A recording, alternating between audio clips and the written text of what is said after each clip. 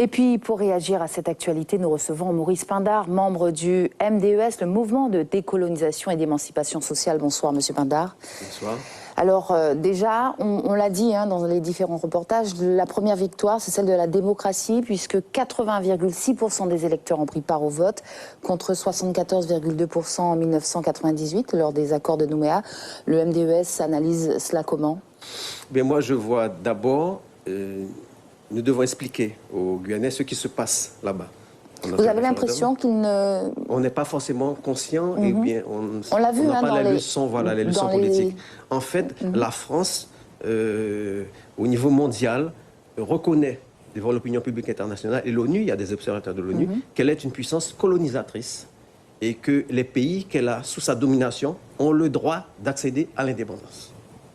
La question est posée clairement. Et donc, nous, en tant que Guyanais, on doit tirer ça comme leçon et dire que dans toutes les colonies françaises, il faut que la France accompagne les peuples qui le désirent à leur souveraineté. Ça, c'est la première chose. Pourquoi en Guyane? On l'a vu dans le reportage et les micro-trottoirs des personnes dans la rue.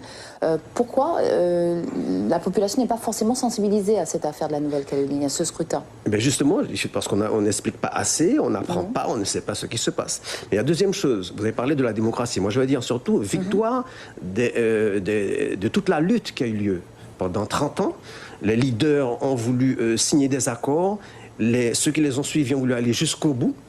Et ils sont arrivés à 43, quelques %. Ce qui veut dire que la revendication d'indépendance claire de ce pays est à 7 points d'être majoritaire. Alors, il y a aussi des nuances en fonction des territoires. Oui. Il y a un symbole fort à Ouvéa. Le oui pour l'indépendance est passé largement. De toutes les façons, dans les provinces où il y a une majorité de Kanaks, les Kanaks, c'est à 90% qu'ils votent.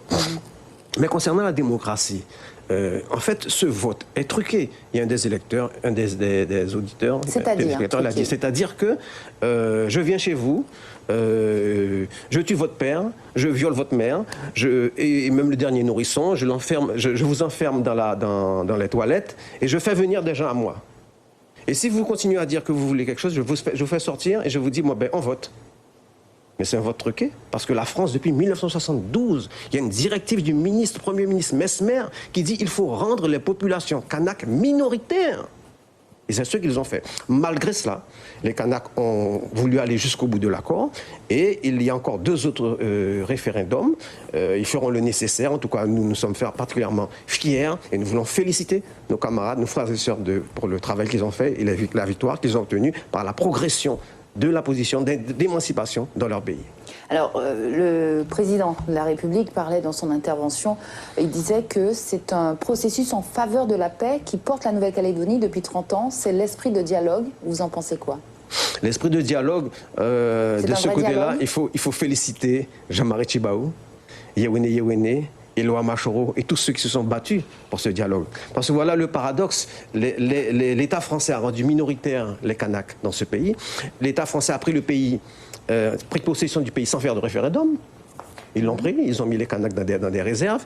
Et les Kanaks ont la maturité d'esprit, la lucidité de dire aux autres habitants qui ont été envoyés pour les rendre minoritaires, écoutez, c'est aussi votre territoire, construisons-le ensemble, mais dans un pays émancipé.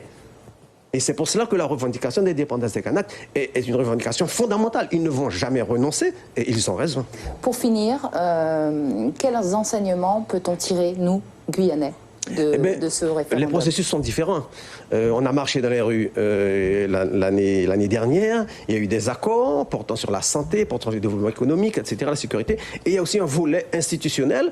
Et on attend qu'il y ait un congrès des élus sur ce point. Malheureusement, ce qui bloque, c'est le président actuel de la CTG et sa majorité qui, jusqu'à présent, n'ont pas encore mis à l'ordre du jour du prochain congrès l'adoption du projet guyanais et la demande de consultation de la population sur ce point. Merci Maurice Pindar d'être venu nous parler de ce référendum. Et puis vous serez également notre invité dans l'Invité Café demain avec Charlie Torres et vous pourrez en parler plus longuement avec nos auditeurs. Merci encore. Merci. Suivez l'info sur Guyana Première, télé, radio et Internet.